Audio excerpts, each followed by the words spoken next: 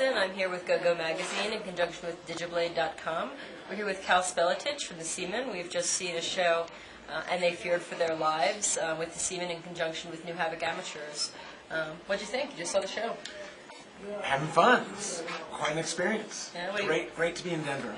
What do you think of New Havoc? Love them. Yeah. Great bunch of people. What's your favorite thing about their show so far? How do you put your finger on it? Chaos.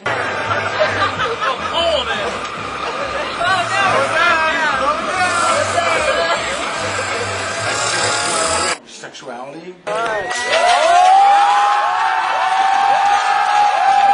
Just fire.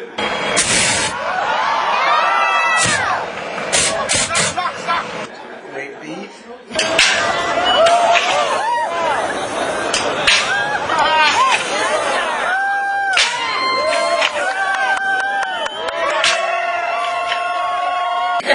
And you can dance to it? I give it a 10? I give it a 10.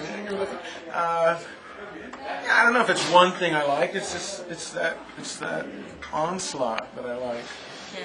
And you brought 8 different machines out to this show here, right? Mm-hmm. I actually haven't counted, but yeah, I did when I was when I was watching the show. Which one's your favorite? Oh, I don't know.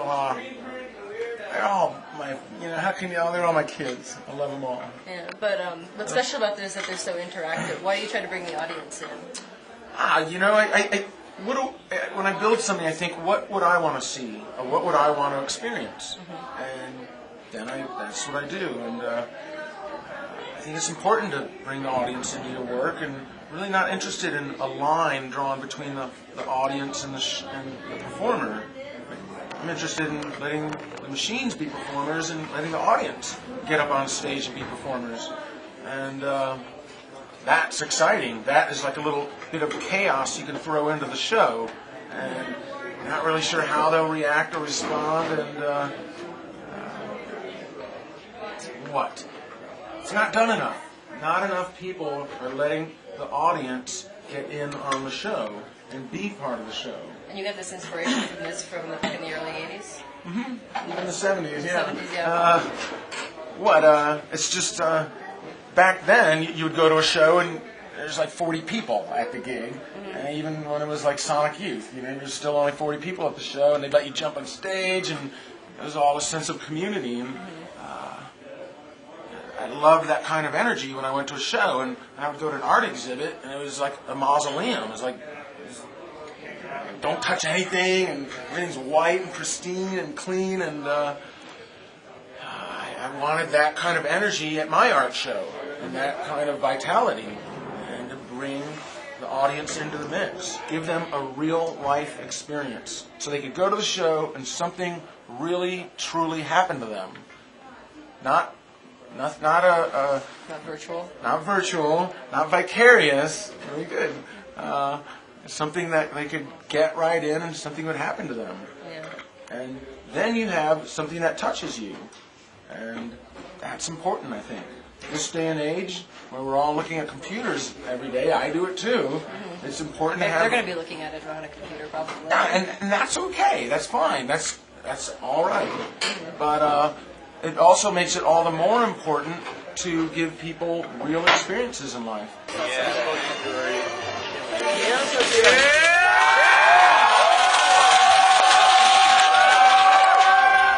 People seem to really respond to the fire shower. Why do you think that was?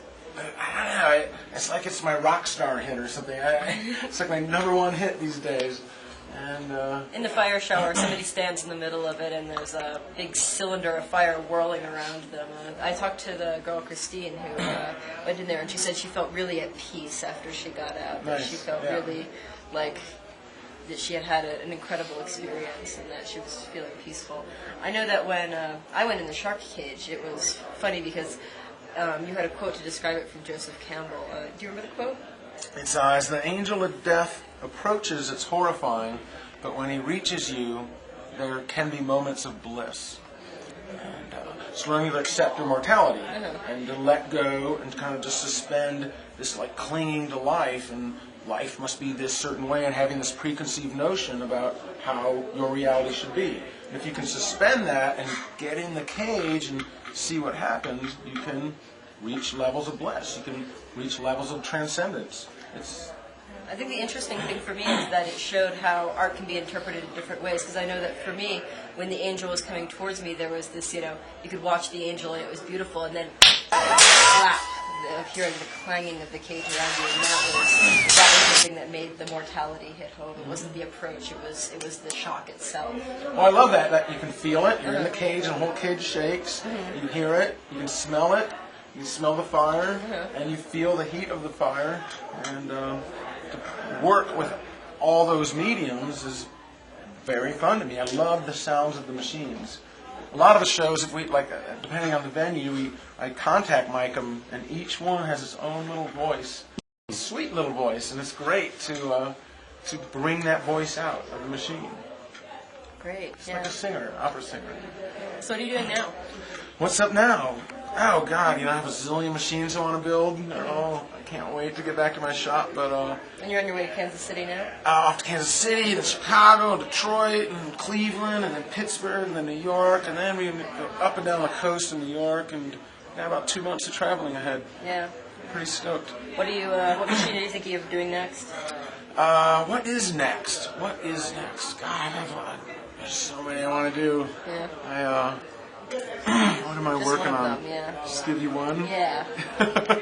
It's easier for you to say and hard for me to say. What am I working on? I'm working on a jet engine right now. A homemade jet engine. Yeah. It's like 98% done. It was so sad to not bring it on tour. And what are they going to do with it? I put an afterburner on it, which is like a giant flamethrower, and it's going to spin a prayer wheel. Oh. With the blast of the jet engine. And then I let people operate. It needs like 3 or 4 operators to run this whole contraption. And so I asked for like 4 volunteers, and they each get a little job to do. And one's in charge of the prayer wheel, one's in charge of the afterburner, one's in front of the 2 need to run the jet engine. And it's awesome. It just roars and shakes, and feel it. Feel your heart shaking. Well, thanks very much. It seems like we've run out of time. This is Kal Spelletich.